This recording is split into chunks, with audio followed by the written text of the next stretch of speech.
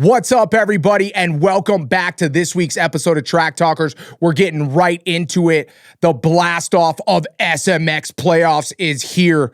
Does Joe Shimoda have a chance to win this championship? Is there beef between JT and Deegs? The race gets canceled at zMAX drag strip. Eli Tomac tucks front, or is it rear? Track conditions are absolutely unbelievable, but in the studio this week, Tyler Enticknap, ex-professional Supercross racer, and my brother, and also on the line, SMX insider and journalist for Supercross, Michael Antonovich. Glad to have everybody back to the show. Boys, this is SMX Playoffs. We got exactly what we wanted, other than a second moto, right? I mean, I would have really liked a second moto. Yes, absolutely. Anton, dude, you were there. Take us through kind of like the end of the second moto, because that's kind of all when it started. And then just take us through also the chaos of the storm, the lightning, and how this thing really led to being canceled. Hey, it's good to be back on with you boys. And, great to see that we're getting into these last three races after a long season and all the hype and expectation. And I mean, it's wild to think that that was how it was going to go, because we got there on Thursday night. And as I was leaving the airport at like 9:00, it was dumping. For me to get from the airport to my hotel, people were like pulling over on the side of the road. A big heavy rainstorm came through. So that added about a half inch of rain to the track. So Friday morning's free practice sessions were pretty wet and sloppy. But then I talked to the Dirtworks guys already, and they had told me there had been weather in the area earlier in the week, and that we needed to keep an eye out for what was coming on Saturday afternoon. It was like a 20 to 30% chance in the afternoon that something was going to come through. But it was like 92 degrees, as the TV said, with so much humidity and everything there. So right before the opening ceremony started, everybody in the pit area started to bat down the hatches, but knowing that they were all going to be out of the track and away from their stuff. But, you could just see the dark clouds rolling in and a little bit of a breeze kicking up and all of that. So I want to say it was like 5 minutes into 450 race. You could just tell that it was like, okay, wow, it really is coming. The sky got very dark. You could feel it kicking up. But then as everybody's been wondering where those last few minutes of the race are, the wind, I have to say, was like 35, 40 miles an hour, just blowing everything everywhere. I was down on the motocross portion of the track at the end of the strip. Yeah. The dust cloud was so big you couldn't see that big tower that's at the other end of the strip. Okay, so just give us you were talking. I want you to continue the story, but what was the 30 to 40 mile an hour gust feeling like? Like down there, how much was it pushing you over? What was that like on the actual floor? I would say 20, 30 mile an hour. Now that I think of the 40 is pretty fast. Yeah. But 20, 30, but when it's all that red clay and everything that's been on the edges of the track, or all the dry dirt that's on the top, you're basically just getting sandblasted. Tom Durnett was walking towards me, and he had the wind at his back, and his sun hoodie and his media vest that he was wearing was just flapping like he was a bird about to take off. Yeah. And dude, it's blowing things everywhere. The track worker guys are hearing in their radios that they needed to run around and take the A-frames down so nothing got blown over. Tough blocks got blown into the track, and dude, that's not a criticism to anything. That's what happens when a storm like that rolls through. So we're in the South in late summer. I mean, that kind of thing happens. Anybody that lives in that area knows that.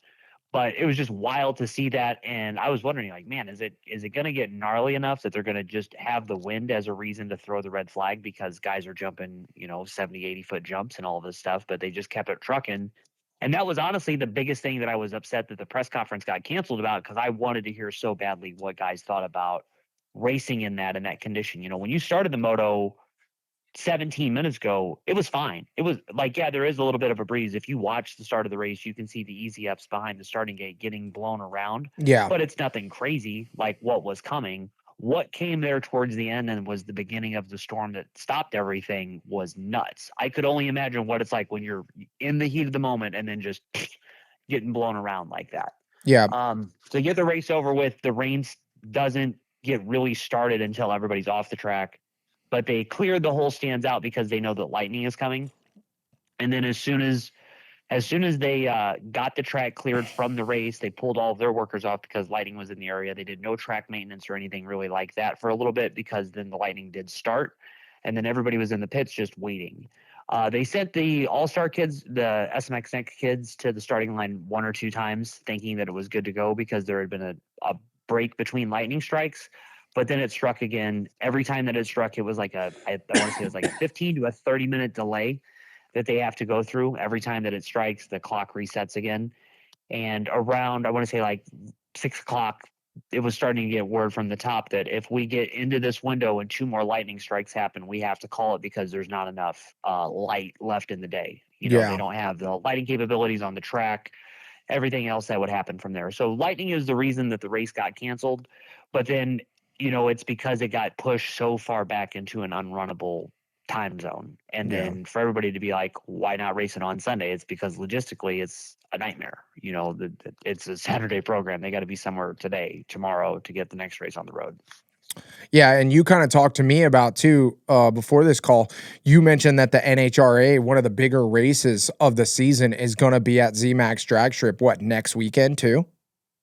Yeah, like 2 weeks from now, like towards the end of September. So that's a big deal because they have to get all this dirt cleared off and then scrubbed on that pad because, you know, any kind of that clay basically makes the track like ice, you know, when it's out there. When I was even walking yesterday, I could feel my shoes slipping on the top. Yeah. And the NHRA guys are very, very particular about this being good to go when they're sending cars down the track at over 200 miles an hour. Absolutely. Ever since this race got started, that's been one of the bigger sticking points of like, hey, we have to do this to this level because the real reason for this 4-lane drag strip is 2 weeks from now. So you guys can have it, cool, but make sure it's nicer than you got it when you get done with it. Yeah, absolutely. I mean, you also mentioned too that there was gusts at the end of that moto that like were so bad you couldn't even see the tower, right? Yeah, just crazy, you know. And that was even another sign of how much the track had changed through that little bit. The rain on Thursday, like I said, helped because it put a little bit more moisture in a track that was already wet and heavy from when they were building. Like I said, the Dirtworks guys said it was so soft when they were dropping it on the track earlier in the week that it took them some time to shape the jumps, which we'll get into when we talk about those 2 big back-to-back jumps on the infield. Yeah. But to see how much that, like anybody that rides in the South and knows that red clay, it goes from, it's got a really narrow window. It can be, once you wet it down really, really heavy and it's slick like it can be on that Supercross section where everything's been bladed out, it's going to be greasy. And then if you get down to the end on the motocross track where it's all chopped up, it's super thick and heavy and everywhere. And then when it's wet, you have those conditions, but when it's dry, it just turns into the crazy dust that gets everywhere. And that's what was coming during those motos when the wind was just sapping all the moisture away. Yeah. Hey, Ty, how much does this shit remind you of racing at the Utah National? Do you remember that shit? No, you know what it reminds me of? Do you remember when we raced the amateur day in Las Vegas? Oh, that's what it was. It was like Monster Cup or like it was like Arena Cross Finals or something. It was the day after Supercross, and it was literally just like that scenario. Like I was mid moto and the windstorm kicked up and there was tough blocks rolling across the track and like taking out fools and like shit blowing everywhere across the track, and it was only a 5-lap race. So they didn't red flag or anything, but we still rode, and it reminded me exactly of that race where it's, you know, you start out, you know, the moto where it's like kind of fine and it's pretty good, you know, like the weather's shitty, it's Vegas, you know, it's gonna be dry and slick, but then like mid moto, it starts kicking up 30 to 40 mile an hour gusts, and there's tough blocks rolling across the track and different obstacles you got to figure out. Plus, you still have to figure out how to race and be competitive, and it becomes a lot and very unsafe environment. I was actually surprised they didn't pull the red cross flag. Or you mean just like the red flag in general. But like, like one of the big things is like I'm watching on TV, and the big things about those situations is all those riders lose focus. You know, that's like the big thing is like those few laps. And that's, I think, why it's so important for those guys to pull that red flag a little early. You know, in this particular situation, I'm sure they're monitoring it and trying to not pull the red flag. And this is SMX playoffs. You know, you want to try to let these guys race. But I think that's the most dangerous thing about it is like once you see a tough block rolling throughout the track, and then you see the wind kicking up and you see Tomac like adjusting the bottom half of his body to kind of counteract the wind, like they're jumping and they know how the wind is. Yo, what's up? Dude, raise your hand again, and if I could smack you from here, I would. Don't raise your hand. Well, bro, then I would say it's way less of the wind factor. Like they can handle the wind, but it's the foreign objects like the A-frames, like the tough blocks, like different other track accessories that roll into the track that are dangerous for riders. Like all these guys are uber talented and can ride a supercross track day in, day out in 30-mile-an-hour winds. Like they know how to do that. It's the other shit that the tough blocks rolling across the track and the A-frames rolling in the track that they can't handle. That is just non-comprehensible for a rider trying to race and, you know, get to the next guy or manage the lead. Well, yeah, because like the first thing I think about is like, okay, what if it doesn't take out Jet? It could take out a guy that then takes out Jet, and you're taking out a $4 million a year athlete, you know, like from a windstorm. And like I'm watching the show, I'm watching the race, and Tomac is bobbing and weaving from in corners from full-size hay bales in the middle of the track. Now, I am harping on AMA and I'm harping on these guys, but I will say this, after the wind gusts were kind of over, they got those fucking tough blocks back in their spot quick. Like they got them back there quick. Like when I came around the next lap, those tough blocks were gone. So it was just a quick gust, but you know, I don't know. That's just a really tough situation. And two, that kind of rolls into what Anton was talking about and what we all really need to lean into is, you know, at what point do you put too much weight on Dirtworks? You know, like they had the rain, they're coming in with slop. You know, Anton talked about, okay, they're building the track and they're barely able to form these jumps because it's just slop. You know what I mean? And it looked like that. Dude, did you see the chuck holes in the lips of those jumps and the holes? I mean, that looked, to me, that was like the exact scenario where Kenny got fucked up. You know, where the bottom of the transitions are all kicked and it's just sending you to oblivion. And I thought I saw, did I see Joe do it? No, I didn't. I saw Hammaker do it. And then we saw Julian Beaumer get hurt doing it. And then obviously our good buddy Garrett Marchbanks. Hopefully you're getting healthy, bro. We saw Garrett kind of do it on a different jump. And there was just so many occasions. And even Anton talking about those two big doubles going across the middle of the track, the huge ones. Did you see the size of the kickers in the top of those things, dude? I mean, like, at what point, too, do you got to be like, okay, this is too gnarly and maybe we should, like, prep some of these particular lips? Yeah, that's where they did try.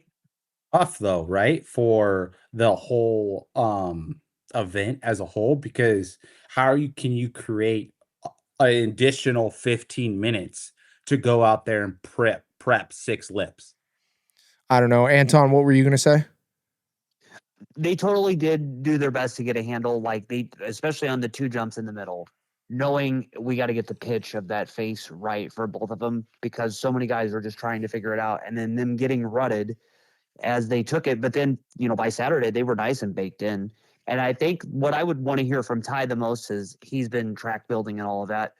How important is it to have just a couple extra days to let the dirt bake in, couple extra weeks? Because what I told your brother before you got on the phone was like, when you think about what happens when these MXGP tracks get built in some of these places, in certain cases, the dirt has a couple days, if not a couple weeks or longer at a shopping mall in Thailand or wherever the race is at to bake in. Whereas that dirt got dropped on there on Monday. It's got the moisture and the humidity and everything in it naturally, just in the weather around it. But then you're putting it on this blacktop that has been holding North Carolina heat for weeks. It's got to radiate off there somewhere. Well, that's there the was thing. A bunch of sawdust in it. It's how you're dealing with those super unique conditions of wet dirt on basically a blacktop frying pan in that weather. And like, what do you do when you only have 5 days? Yeah, but Anton, you see it. You're adding a whole nother issue you probably didn't even know too, and I want Ty to talk on, is when you put it on the blacktop, there's nowhere for the fucking water to go. Yeah. Right, Ty? No, and I mean there is drainage that's on that track because they have to have some drainage. You know how racetracks are naturally curved, but it's gonna seep down to the bottom and then just flood out to the sides.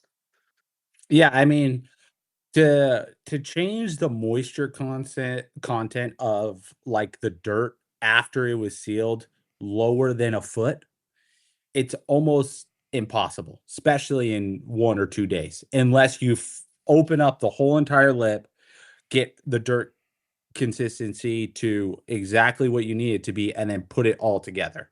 Like if you building a jump in slop, and let's just say it's 3 or 4 foot high, like that dirt down 2 feet deep or even past a foot is gonna be wet and muddy for a while, like especially depending on what the weather you have.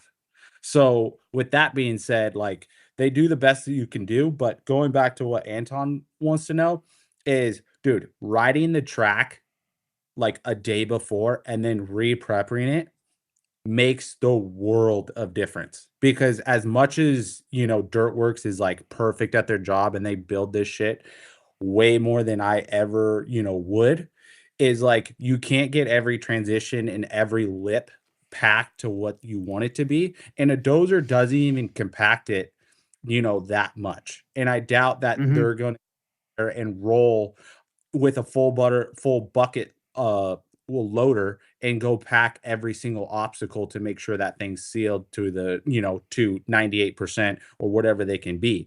So with that being said, the tracks, you know, get rushed to be built. They do the best they can, but if they had a full day where all 80 of those riders could ride it the day before and then they re-prep it, it'll be a way better racetrack just because it's going to get compacted more. The transitions are going to be smoother. The corners are going to be worked in more. Like, yeah. So what Ty's trying to form the track to make it better and to be raceable. Yeah. I mean, pretty much what you're trying to say, like Anton was saying, like, if you left the track and let it bake for a while, would it be better? And I think what Ty's trying to say is the compaction of a dirt bike, because the tires are so skinny, is irreplaceable. So the best track you're going to essentially get is if you could let the guys ride it even for a day or 2 days straight before the race. You are not going to get the track to compact any better than anything. Even if you made it and let it bake for a week, if you let the guys ride it for a day or 2 days before the race and re-prepped it, it's going to be a better pack job than if you let it sit for a week. It's going to be a fun, because you have a motorcycle that's going to be tearing the track up, right? So it's going to be tearing the track apart in some sense, but it's also going to be helping the track and kind of forming it better into a racetrack instead of a freshly built track. Oh, yeah. Yeah. And I think this is another. I think there's a few things, like, let's just say, like, I didn't think they would flow, and Dirtworks probably noticed that. And if they rode the track a day before, like some of those rollers in the outdoor sections, if they just made them a little bit deeper in the transition or a little bit taller, I think the track could have flowed way better. Yeah, I agree with you. I do think, though, like with all that being said, this is not a knock on Dirtworks, because those guys do the best job that they can do. Like, I don't know, there's very few people, like I come to mind, Shane Schaefer's crew, like, and Dirtworks. Dream Tracks. Yeah, like that. There's only a few group of guys that can even get the track as rideable as they got it. The problem isn't necessarily Dirtworks. They're doing the best job that they can do, but you know, the time they have. Yes, the big thing is is like, you know, they gotta have more time and they gotta be able to. I don't even know, dude. To be honest, it's just tough. You know, you're dealing with outdoor conditions this week. I don't know. Even if you had the track built 3 days before, would it have been better? No. Then they had it. Yeah. If they sealed it. Yeah, because I think they, you know why I say that is because, you know, like the finish line area and stuff like that. I think they built that first sections first, and that's why it was so hard packed in there. Yeah. All right. Well, hey, one thing just to while we're on this topic of how wet dirt is when you're building it, we've been in a very long drought here. It rained for the first time the other day, right before I left to go out to North Carolina. Mm-hmm. But I drove by where that dirt is stored, you know, today, the dirt that they're going to be taking into the stadium tomorrow morning. It has not rained here at all. So I'm very interested to see how that dirt, as extremely dry as it is, packs out this weekend, because, you know, we always talk about the great soil consistency and all of that of the St. Louis Supercross, but I know that stuff can be very, very tricky when it gets dry. Yeah, dude, St. Louis dirt sucks when it's dry. But those guys are good. You can add moisture. Like when you can manage the moisture content, it is way better. You can't take that shit out. Come on. Yeah, you took the words right out of my mouth. But just like when we talk about St. Louis Supercross and it's in the spring, and that same dirt that's been setting outside, that's been taking a winter of moisture, getting it in, you're not going to be like, the dirt as a whole is going to be completely different in every scenario because it's not been taken 6 months of rain. It's been dry for so long. They can't add any amount of water to that to reignite it. You know what I mean? Without it becoming slop. Kinda. They're going to water it as it goes in. Those guys are good. I believe that, but I'm just saying, like, it's not going to have the natural, normal springtime moisture is what I'm getting to. No, it won't going in, but the riders won't feel a difference because those guys, dude, as long as you can add water and you don't have to take water away, with the complexity of how that dirt goes together, like its actual structure of the dirt. I'm not getting all scientific on you, but that dirt is so good when you add water to it, it's fucking good. And those guys know how to get the consistency right. And to also gotta understand too. So like we're talking about probably, I think it's 7,000 yards is like a normal Supercross track. And they're going to probably go or triple that in St. Louis. So we're talking like 21,000 yards of dirt. Oh, no. Nowhere near that size. Yeah, it's not going to be that big. Yeah, it is. Because it's still 21,000. It's like 3 times the size of a normal one. Bro, because this is the whole other thing that you guys didn't know about. The pits at St. Louis? Yes. They're doing the pits, and they opened up the entire floor like they do for Monster Jam. The seats inside Dome at America Center push back even farther. So the normal Supercross stadium is like 100 yards, like a football stadium, and they can push those seats back and make the stadium even bigger. So the track inside is going to be bigger. Okay, but what I'm saying is, so to Anton's point, like 1,000 yards of dirt is like a foot. Let's just say you had an open field. Like 1,000 yards of dirt would be like 100 yard by 100 yard square and like a foot down.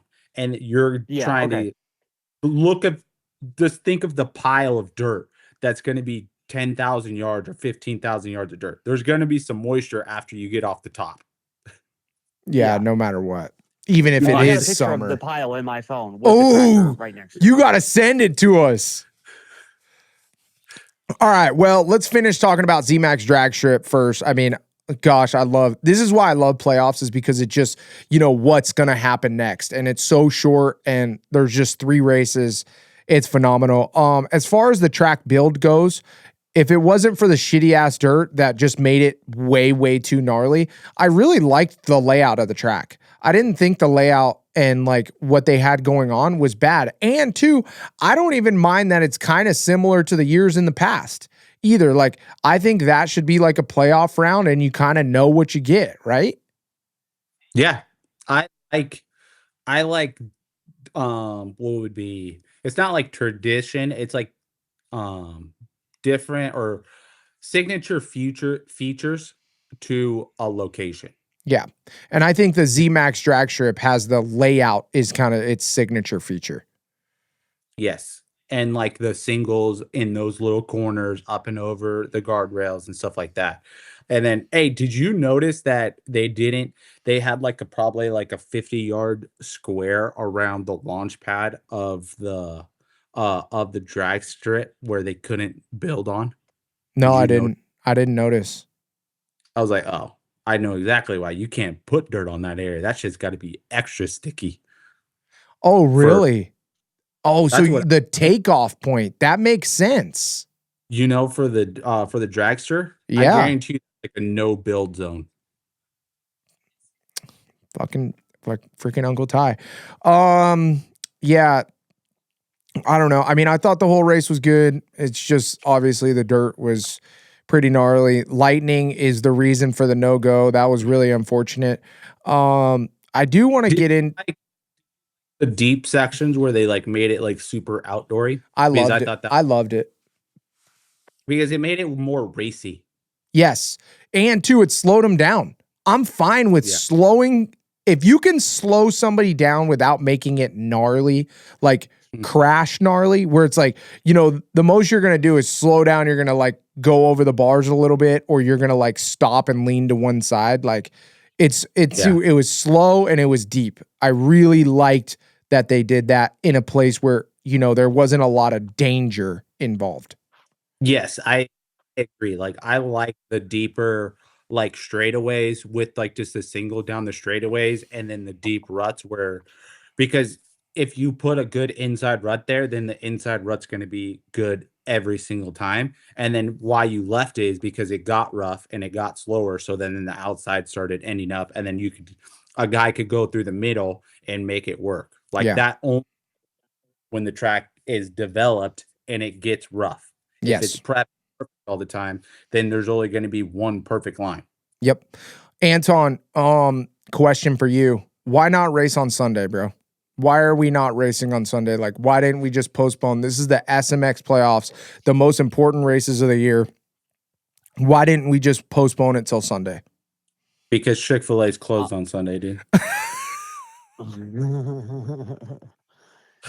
I mean, I think everything that any person with any kind of sense of understanding on scheduling of what this takes to move all this stuff around would make that happen, because Yeah. all these teams got on the road tomorrow morning to drive the 11 hours from Charlotte to here, and they had to build all the bikes and stuff like that after everything got done.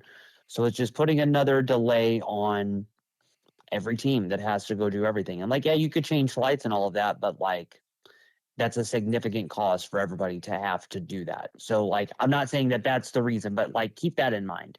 But then it's not just race teams, it's camera crews, because those NBC guys are in a union, I'm most certain of that. So you're gonna have to pay union wages to keep them there an extra day, and hotels an extra day. They're all on first class flights out because of their status with the airlines. Like, they have everything dialed to a T. They don't shortcut anything anywhere there. Yeah. You're probably looking at a couple, realistically, I would say probably almost six figures, if not more, just to keep a TV crew there for an extra day with generators, the TV trucks. Dude, that compound, you've seen it, Adam. Anybody that's been to the races knows it's 3 full-size tractor trailers driving to everything to try to get the signal that's out there. Yeah. Plus all of the equipment that you guys were the Caterpillar dealer for whoever it is in the Carolinas sent to the track. That shit's got to be back to the Caterpillar dealer at some point this week. You know what I mean? The Feld Dirtworks didn't take the track down. Like, they took the normal Feld track crew, took all the elements down, because yes, it's got to go to St. Louis, but a separate cleanup crew is going to be there all of this week to clean the track up so the Dirtworks guys can come build the St. Louis one. But it's all that stuff that's there. And then, then you got to have all of the staff for the stadium come back, all of the concession stand vendors that come back. All of those concession stand vendors bought enough food to get through Saturday. They didn't buy enough food to get through Saturday plus a bonus on Sunday, because if they didn't, they'd have to throw it all away today if there wasn't a race today. Like, all the little things when you don't have a potential to go back the next day are pretty big. It's not like baseball where they're in the same stadium all the time and they run everything. You're showing up, setting up the tents for a day, and then taking it back out tomorrow. Yeah. Yeah. I mean, And then that all makes sense. on the back end of it, you also have prepaid insurance, scheduling with the hospital, with the ambulance people staying there on site, Mm-hmm. and probably other things as far as like cop escorts, traffic, and everything like that as well. Permitting for that, even to have the Damn, I didn't even think of none of that. Dude, I'm like a fan over here. I'm like, run that shit on Sunday, bro. What the fuck? Yeah. Hey, just give me the flag crew. Yeah. All flag. Get me out there, bro. Oh, that's funny. All right, boys. Well, yeah, that's it for the track and the race cancellation. It was definitely a bummer, but obviously a lot going on for AMA and the whole Feld crew. But dude, let's get into the 250 class right now, dude. Seth Hammaker, wow, so impressive. Another guy that just rode so solid. Austin Faulkner, come on, baby. And then, Wasabi Joe shows up to the playoffs. We did not get Tank Joe out there. We did not get Slow Joe. We got Wasabi Joe at the playoffs wanting to fight. And if it wasn't for, that little hiccup with Hammaker having that 12-second lead out front and Deegan, when he came up on him, I don't think Deegan is able to close a 12-second gap on Joe Shimoda. I really don't. I think Joe is fit and he's fast. And I think that if he could have had that gap and made that pass sooner on Hammaker, I think he might have been able to get that done. Ty, you got a response? Yeah. I mean, Seth Hammaker was riding good, and Joe was riding really, really good. Like the best I've seen him ride in an SMX round, and it seemed like he had a goal of winning the first SMX round and fucking taking control of this championship. What was good to see, he just got a little overexcited for about 10 seconds and forced the issue. And if he was 2 inches over to the right and rubbed up on Seth Hammaker, we wouldn't be talking about this. That's what I mean. I think that was more Hammaker, and I think Joe got caught off guard. I think that's what happened. I don't think Joe was expecting Hammaker to chop his ass down. I mean, that was Hammaker's job. Joe said that in an interview. He said he wasn't expecting Seth Hammaker to, stay in there. And it's like, bro, you're racing for the win. You better expect the winner to be staying in it. He's not going to give it up unless he's going to square up on you and tee you up in the next corner. Yeah, hey, bruh, this ain't the end of outdoors, homie. No, exactly. You know what I mean? This ain't the end of outdoors where it's like, oh, yeah, the season's over. Joe's riding fast. I'm in 15th. Oh, where he's like dragging ass and kind of like, his will is a little bit down where he's like, I'll take second this moto.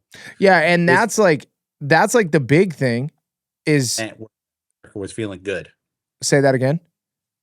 Seth Hammaker was feeling good and he wanted to put up a fight. And I mean, dude, Seth did exactly what you want any rider to do, is not give up the position easy. Yeah, and I think that just is another testament to the SMX playoffs and all these guys really like getting that reigniting of the fire that they have to win.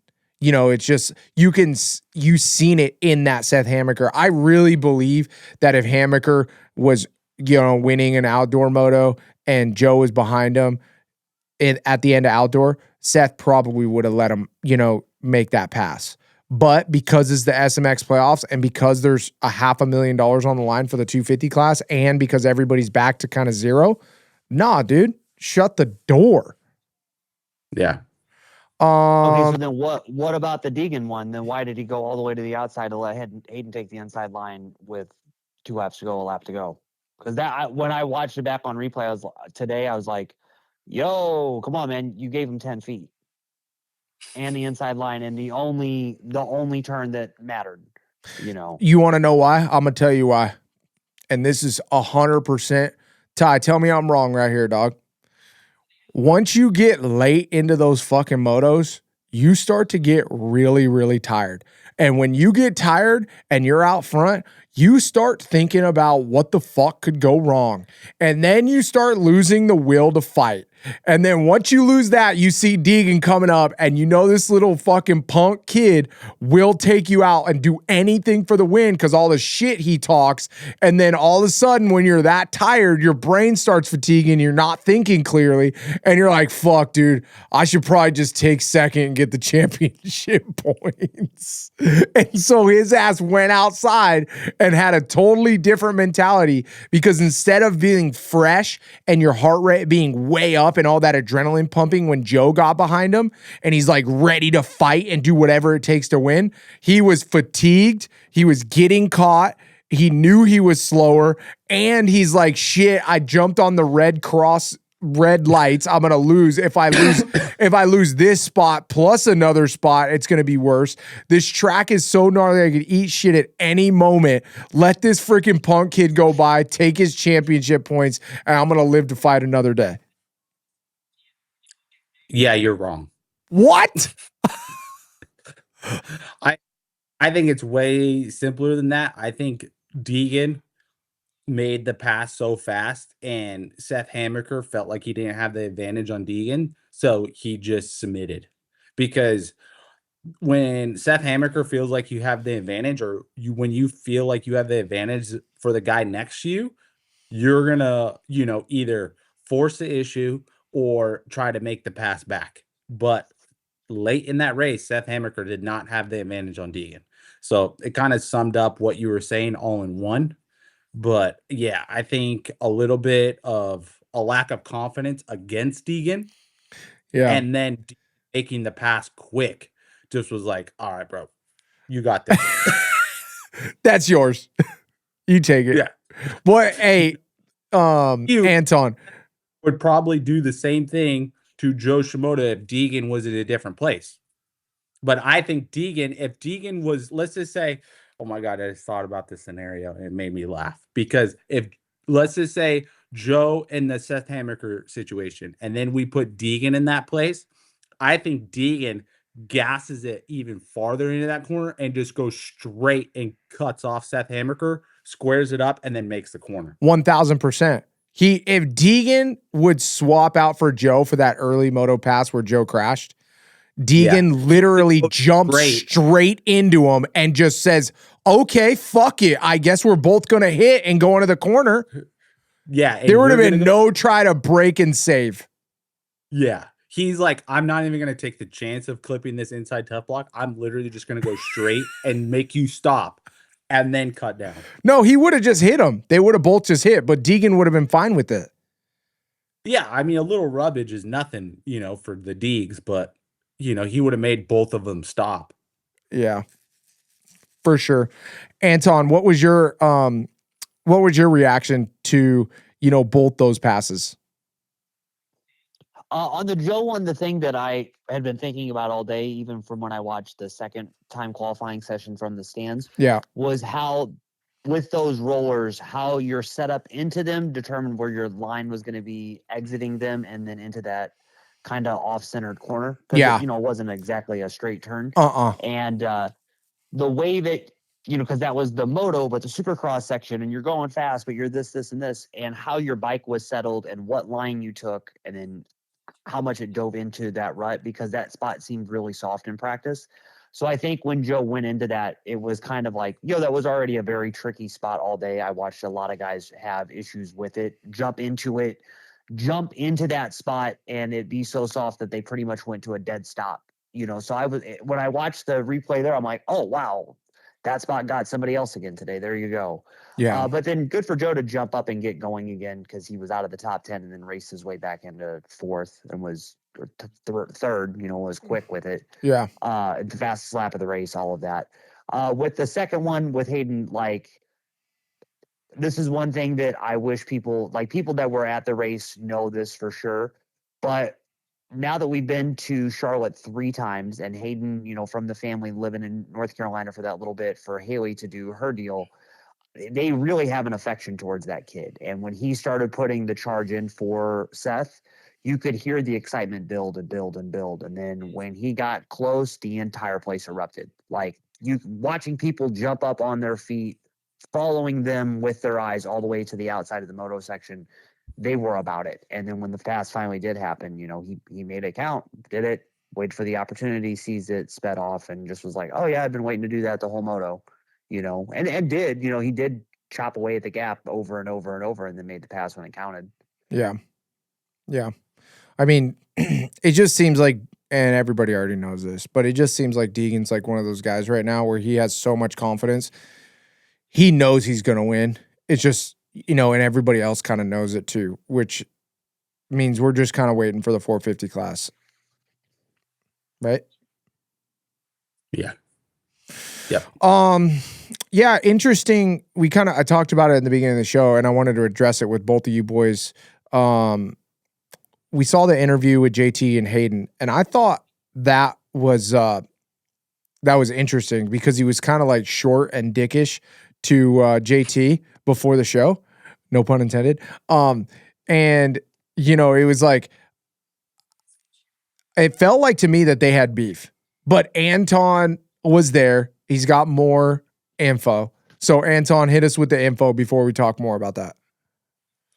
It just kind of seemed like Hayden was man a few words all weekend. Like, I don't know if there was something particular about that or on purpose or whatever, but even when he came into the press conference on Friday, he didn't really say a lot. It wasn't until a while in that he got loosened up. And then even to my question, because I got the first question on him, I'm like, when you're in Miami and you're chilling, are you thinking about this? Are you thinking about what's coming, all that you have to do, all of that? Or do you completely get to check out? And he straight fired back like, no, I wish I was in Miami instead right now. But then I was like, yeah, but when you're doing it, are you thinking about the motorcycle races? And he's like, oh no, when I'm not here, I completely detach myself from it. Which, like, it's a method for some people. Some people want to be so locked in that that's all they think about, and that's the driving focus of every single thing. And it's why you wake up and do every single thing all day. And there's other times where you got to take a step back from it. So just interesting to see where Hayden's at in it, because every week it's a different, what are you going to get now? And then as the weekend then progressed, even what he did say after the race, like if you see the Whiskey Throttle clip, like says only a couple words talking about his balls, but there are a couple words that are going to make the biggest impact. Yeah. That's why I wanted to bring this up. And I think one of the things that Brian has done with Hayden, because he's a teenager, and I think this is actually really smart. And I want both of your guys' input on this as well, is I think that Brian's kind of like, hey, dude, you're fucking off. You're getting in trouble. You're going to jail. You're having a good time. You're a teenager. I totally understand that. But here's the deal. If you're going to do that shit, go do it. And then as soon as you show up to the track, there's no girlfriends, there's no TikTok, there's no fucking YouTube video, there's no nothing, because this shit right here, you can't have that happen. You can't have any other focus anywhere else. And to me, this weekend, it felt like Deegan was even more locked in than normal. And I think that's maybe a conversation that they've been continuously having, is like, dude, okay, I get that you have to be a kid. I get that you want to fuck off. I get that you want to do a bunch of your stuff and be a kid and have fun and all that stuff and go to Miami and blah, blah, blah. But when you show up to the race, you have to lock in and be whoever you need to be to win the race. And I think that's something that, a lot of these other kids, especially, amateur kids and kids growing up in the sport, is like, dude, when you're at the track, you got to put your phone away. You got to not talk to your girlfriend. You got to, get away from all the bullshit, and you got to lock in. And when you're not at the track, and, you're not working out and you're not doing that stuff, do what you need to do to have fun and relax enough to then be focused and locked in when you get to your job. Ty? I mean, yes, I 100% agree. And I don't think I don't think Brian has distilled that into Hayden as much as you think, because I really think it's his personality to get locked in, and because when he puts pressure on himself to win and puts on pressure on him to perform, Yeah. like he does it and he likes it. And to flip that switch on and off is tremendously difficult to be able to do that as just even a human being. Because, dude, so many people struggle every single day of being able to focus on one thing and focus on one goal and be able to perform under pressure and not fold. And to develop that at such a young age, it's remarkable, and it just gives me hope in the 450 class that he can do that. But the other thing, what comes with the 450 class that we know is it becomes a lifestyle now. You have to put in so much work and so much focus that you're basically locked in from January until end of September, Mm. 2 weekends off. Yeah, but I think you know what the big thing for me is in the 450 class is like those top 5 guys are the exact same as Hayden Deegan. And when your separation, like what Jet has done, is instead of like Ricky and James in the past talking on the broadcast of having a 20, 30-second lead when they win the race, and that's what they're comfortable with, Jet's comfortable with being only 1 or 2 seconds better than the second best guy. And that... Yeah, but Hayden's skill level right now needs to get to another level. He cannot be at the same skill level right now and think that he can compete. He can definitely compete with the skill level he's at in the top 5, but if he wants to fight for wins, he needs to step his skill up, and that's going to be another more grinding, more development, more focus to get to that next level. And until you're there, you can't take any more breaks. Yeah, and I think the whole point of this conversation was just that him being that locked in on that gate and not saying anything to JT and just kind of shrugging him off. I think that right there, him being able to do that is showing even more that he's going to be able to succeed in the 450 class. And to be honest, the SMX playoffs are over for everybody else. I think... I mean, yes, we got off a track because you started out with, Jason Thomas and freaking Hayden Deegan's beef, but you need to define what success is. Like, what is success for Hayden Deegan next year? 1 win in Supercross, or 1 win in outdoor. Is that successful, or being top 5 successful? Honestly, it's not even a win to me. It's being within range to beat Jet at some of the races. That's all I need to see. If I can see a faster lap time than him and practice, if I can see, him being in the range, like pulling up on Jet the first half of the moto and staying right behind him and like putting a wheel in on him, I think next year in outdoor, that's success. But I think him being locked in like that, dude, I think that's going to be Jet's kryptonite. Yeah, we have a lot of time to talk about this. Yeah.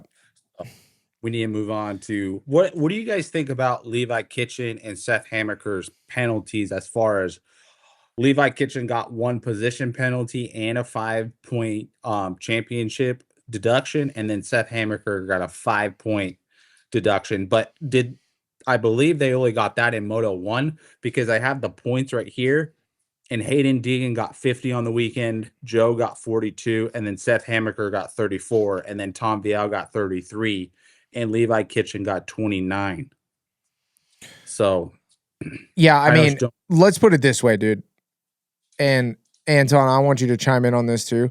But it's like, dude, Levi, why the do you make it so hard for me to not talk shit on you? Like, I like Levi. I freaking love Levi. He's super cool. He's such a nice kid, bro. I love that he's a bass fisherman. He's finally doing better. Like he was ripping this weekend at zMAX. I mean, straight shredding the gnar, bro. Like absolutely on fire. And then I'm like, what are you doing making a pass on the red cross flag? Like, dude, you know, how many times have we been told not to do that? A lot. A lot. And he just goes inside and smokes them. Yeah. I mean, bro. Red cross flag, flashing lights. You know How what that many means. times have you heard you cannot pass on a yellow, a red cross, or a red blinking light? How many times have you heard that? It's a red cross or a red blinking light. You can still pass on a yellow. Either way, dude, do you like, don't even pass on the yellow just in case and just like get real close to him. And then once the yellow goes by, like all you had to do was get as close. Levi could have just got right behind him, let him go over the landing, and then pinned it around the outside. Yes, he could have done that, but he didn't. Now, as far as the penalty goes, you get what you get. I mean, I'm glad they only did it one. I thought they were going to do it for both because it was technically one moto. Like, but it makes sense they would only do it for a moto. You know what I mean? Yeah, that would be pretty unfair. But isn't the championship overall, Anton? I thought the championship, like both motos were combined for one moto score. So they had to get the championship points taken away you from gotta the. remember they had the seating points. They had the seating points that they got brought into with it as well. So you're just looking at points from one race. Yeah, it's the overall. They got points taken away. I don't even know what I'm talking about. I don't know why I even said that because it's overall. SMX is overall. It's both the motos combined for an overall score, which is different than outdoors. Like the hilarious part of it is like Jason Wygant at the beginning is like, yes, and don't forget that Supercross is one main event is the points, and outdoor is 25 points per moto, and SMX is 2 motos, and the combined of the 2 motos, your score is the points. I'm like, okay, guys, we lost everybody already. Yeah, you're like, bro, if someone is not a mega fan, they are not going to understand this point system. Thank you. Okay, we're all in agreement that we should just go to 20-minute motos for outdoor instead of 30, right? I mean, how much more interesting was SMX? There's going to be so many people that hate me, but dude, really, the people that are in the comments that are like gonna just talk shit on me and light me up, 30-minute motos, it's a mad sport outdoor, yeah. How much more were you intrigued at the end of the 20-minute moto of SMX? Like that 20-minute moto in SMX felt like I wanted to watch every second. And when Jet had the lead the last 5 minutes, I still watched because it wasn't too long to where I got bored. Yes.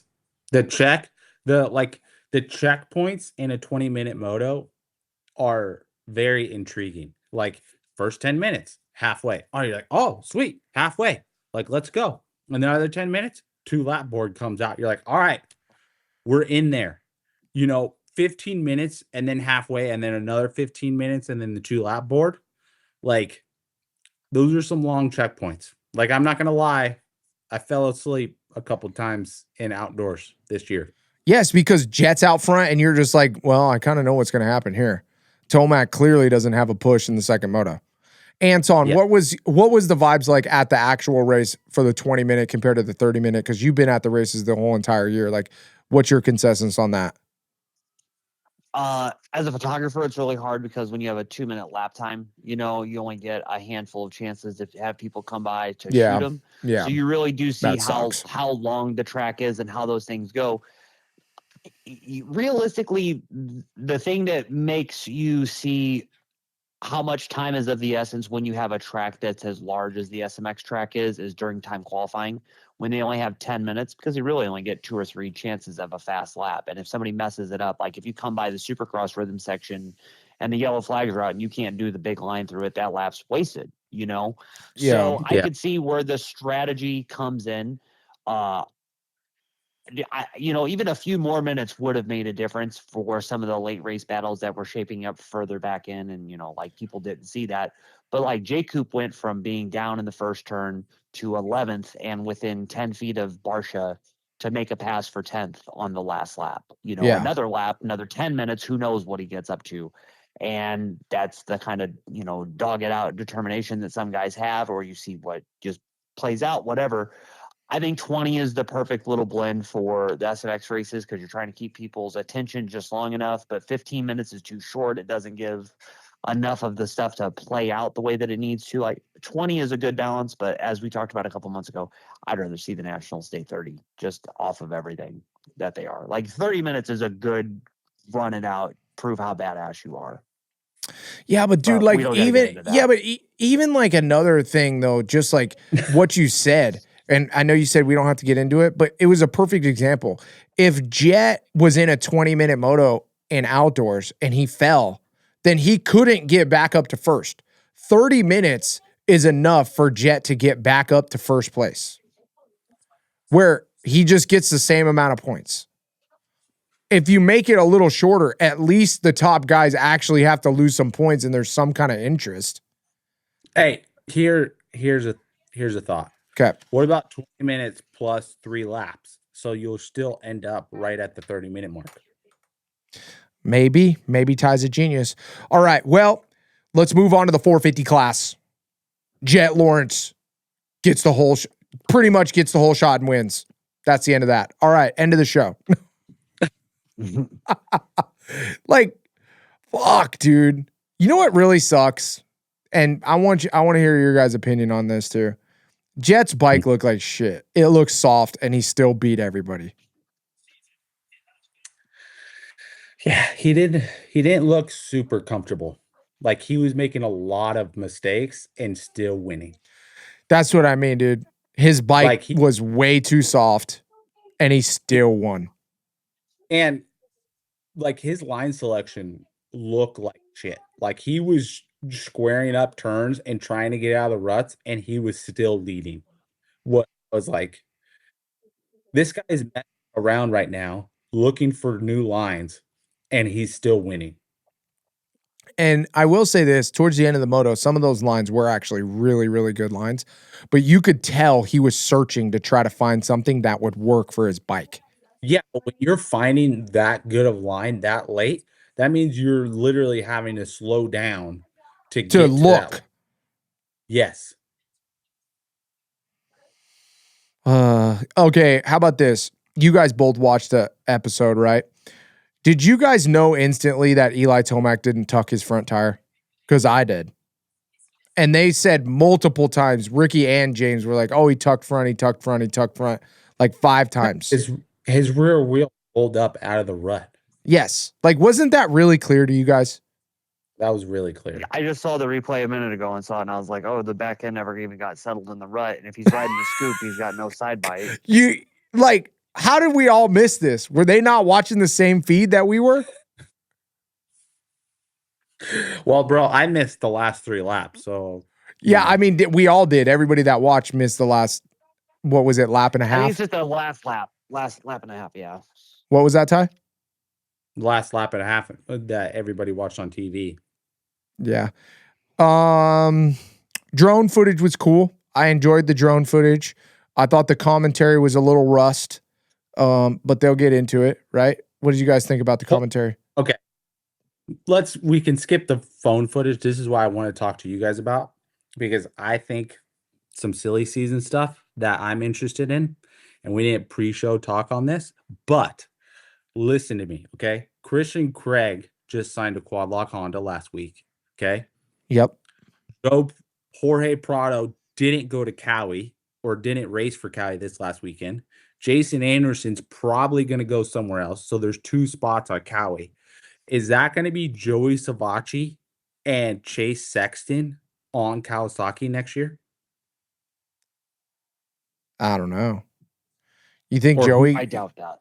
I doubt it too. Yeah, but Joey rode really good. He just got 9th or something. And Quad Lock Honda. So you're telling me Quad Lock Honda is going to have 3 riders next year, or is he going to take Joey Savacci's spot because Joey Savacci has a signed deal with Cowie already? I don't know. I don't see that second spot. Who's going to be the second 450 guy for Kawasaki? It could be Savacci. It damn well could be. But we know Jason. We know where Jason Anderson's going already. Jason's gone. What? Where is he going? I don't know. You telling me? I'm not saying anything. If we know, then you probably know where he's going. You know what I'm saying? It's So- like it's in a similar color spectrum of the bike he just got off, just a couple shades the other way. You know what I'm saying? So like, I didn't say it, you didn't say it, but if I know where he's Dog, going, everybody knows. Everybody, dog. Put it this way: the World Supercross people told all of you when they said Jason's racing. You're like, well, fuck, what bike is Jason racing on? Well, what bike is on the team? What bike is everybody even talking about? You know that Jason's going to ride that Suzuki. Like, let's just say it. there you go. Okay, cool. And like we could say, look, let's put it all out there because they were saying it at the track this weekend. Eli's leaving Yamaha. He's not going to Ducati like the guy at the fence thought he was. He's going to KTM. That is a happening thing. Yeah. KTM, that is something that's going to have to be talked about in the next couple months once we get to that. Yeah. The reversal that so many teams are making on World Supercross is pretty telling of like, we're going to give this thing a second chance because Star is, a partner with the GSM French team because Max is going to do all those races to be an SX2 contender. Yeah. But like KTM going from we will never, ever, ever, ever, ever support this race series, ever, ever, ever. Oh, we got Eli Tomac and he's making the debut on that bike at a World Supercross race. They got to support it somehow. Facts. And two, I mean, they have to because he has that's a pre-existing contract coming into another contract that he has, all of that stuff. But like, that's a big deal. That is a big deal that like watch that storyline play out. Not that it's the end of the world thing, but just like, wow, man, shit gets interesting when the race has got to happen and people are committed to them. And then, yeah, dude, everybody knows Chase is leaving. Like Chase is going to Cowie.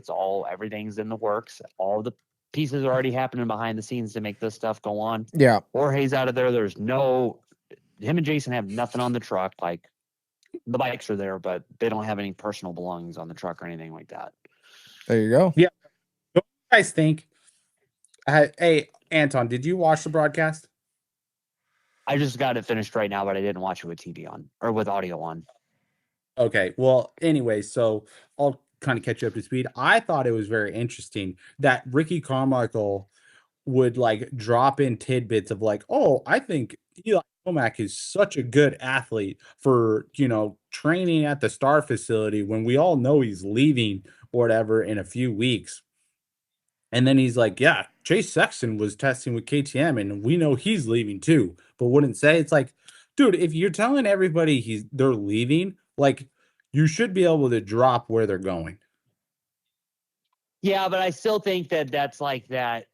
People online criticize it so much of like, just say it, just say it, just say it.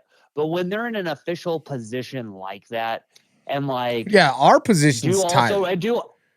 Yeah, dude, it's just us in our houses. Like, who's gonna call and scream at us? Like, we're saying what everybody else already knows. Like, we look dumb not saying it. However, I don't have a suit jacket with a Monster lapel logo pin. And I'm not the one that also knows that like all of the OEMs are paying the series to be part of it.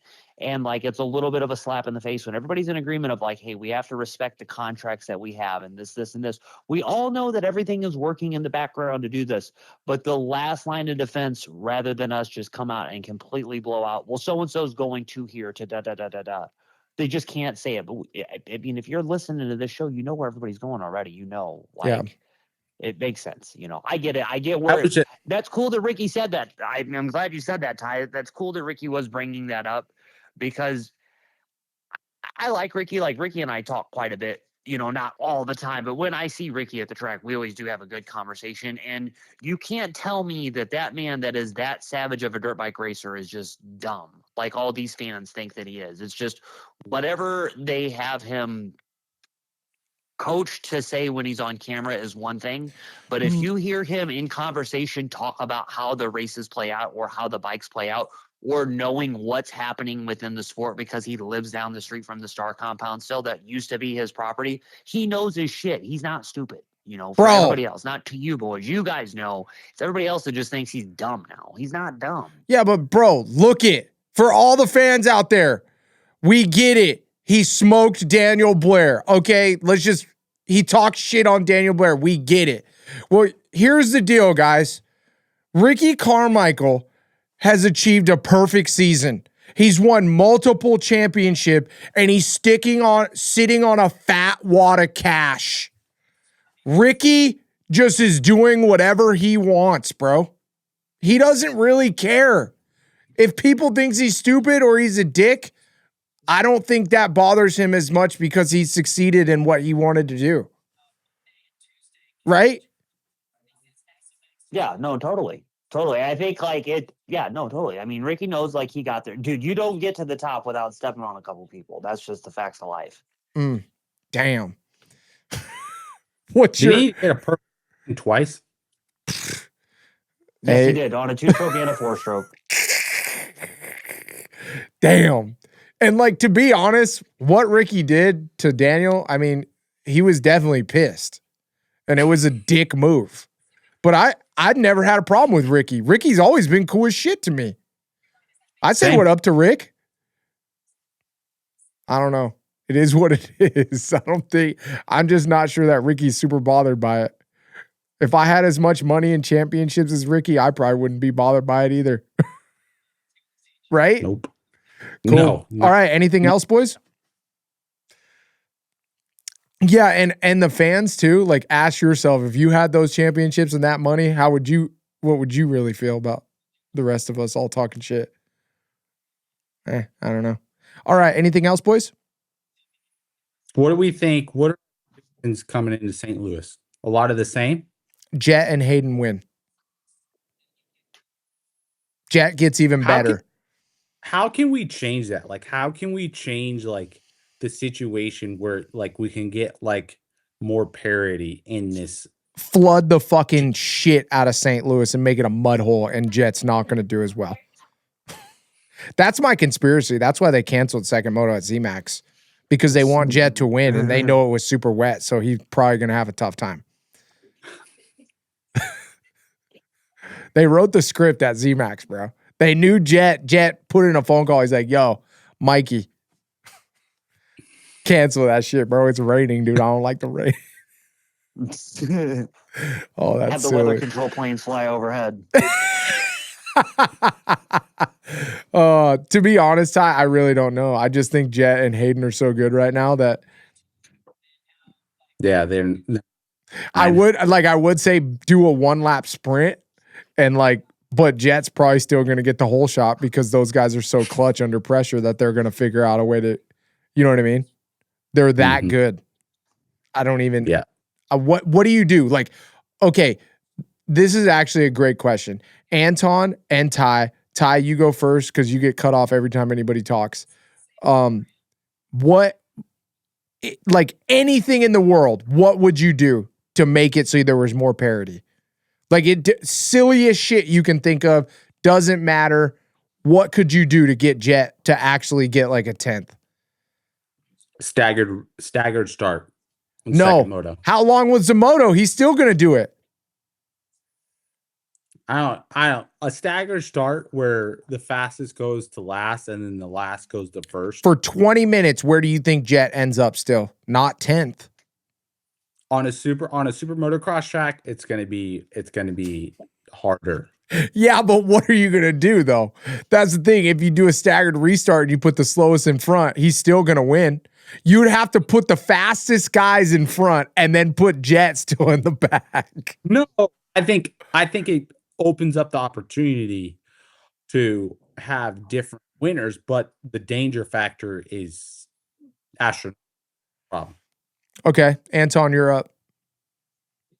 I mean, I don't know if there's anything you can do to change it as a way that everything is, because no rules, no nothing. I mean, there's not you could put if they had if God somehow, God forbid, that they could not build a track and they just had to put a dirt oval with 5 gallon buckets out front, the fastest guys are still going to get to the front.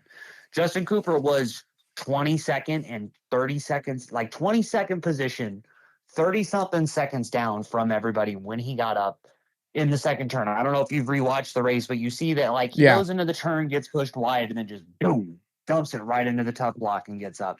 Caught up to 10th place. They're gonna go forward. That's just the facts of it. And especially when you give them that much time and that much space to prove their raw speed, like the shit's gonna work itself out. It's just inevitable, you know. But the thing that I'll say, and from watching it yesterday in person, and you don't see this on TV, and it's a shame that people don't see it. But man, the top four were close. You know, that 10 seconds or 8 seconds, whatever that final margin is, for the four best guys to be within that striking distance of each other after 20 minutes, after everything that happened. Eli sliding out like that, Chase making a push to come in, getting around Kenny, biding his time, going forward, Jet controlling his pace the way that he needed to, but like, you know, it's still got to be stressful to have 21 people behind you dogging you for 20 minutes. You know, it's not like you're just out there cruising. Homeboy's pushing it, you know, like it's just the way it is. Somebody and I were talking yesterday, like the Jet long-term Honda thing, you know, as everybody like still waits for that contract to be officially announced and the terms and the years and all that stuff. It's almost inevitable that at some point in time, Honda, just because they're a company trying to sell production motorcycles, is going to make a new motorcycle that he might not gel with. Just like they made an aluminum frame that MC didn't gel with, that all of a sudden ends the streak. And then you spend a little time searching and figuring out, like, does this work or does this not? And then can I salvage this or do I got to go? That's the kind of thing that in the next little bit, or like what we saw happen with Ken, heaven forbid this also, a catastrophic injury that changes the trajectory of like just this upward rocket right now. Yeah. Because he's only getting better. They have a long-term vision planned out for like how they're going to balance everything, when they're going to take the breaks, when they're going to stash it up and make the money by going and doing the overseas races, when it's time to like slow down a bit, all of that, you know, and like even to what you boys said, didn't look that good. No secret that he doesn't really excel on the SMX tracks of Charlotte's type where they're like super heavy and choppy, and everybody is having suspension issues trying to set that up because you want the bike to like have the comfort and the softness and like the give to get through the rough moto conditions at speed and move around, because you can't be riding it on Supercross forks and shocks because the bike won't move at all. Yeah. But you do have to have it have some hold up so you can get through the big rhythm and those big jumps. Yeah. And like not every bike is able to balance that. Not every rider is able to tell their suspension guy exactly what they need. Not everybody's able to just like ride the bike in the power range to make the chassis and the suspension and the engine all work in the perfect combination together. But some guys can, and that's what you're seeing. Yeah. Fuck. I don't even really know what else to say. You know? Ty, you got anything else? I mean, I think Anton just nailed it. Yeah. I mean, he said a little bit of everything, honestly. I'm excited to see what St. Louis, the track is like. Have we got a track layout for St. Louis yet? Oh, yeah. We just don't know what it's going to be like inside the actual thing, but they'll come up with the 3D. I actually do have the 2D, the timing and scoring loop. Oh, I'll nice. text that over to you boys. It's just a straight dog leg out, but it looks like it's some sand. I like the Mui interview that you did. I think, Adam, I'm interested to see what those lighting structures and then those ceiling covers look like in that little enclave. Yeah, it was interesting to hear some of that stuff that they were working through and some of the, you know, difficult things that they had to kind of accomplish to be able to pull this off in St. Louis, which should be really fun. And yeah, I didn't make it out to Charlotte, but I'm going to make it out to St. Louis. So I'm really excited to be there. If you guys haven't signed up for the VIP program, and yeah, anything else, boys? No, that's it. Anton, you good? We're good. Cool. Well, we appreciate you guys watching another episode of Track Talkers. If you haven't, make sure you like, subscribe, comment down below your thoughts, and tell your friends, tell your mom, tell your dad, tell your grandma, grandpa, whoever. Hook them up. Tell them about Track Talkers. We'll see you guys next week. SMX Playoffs. Peace.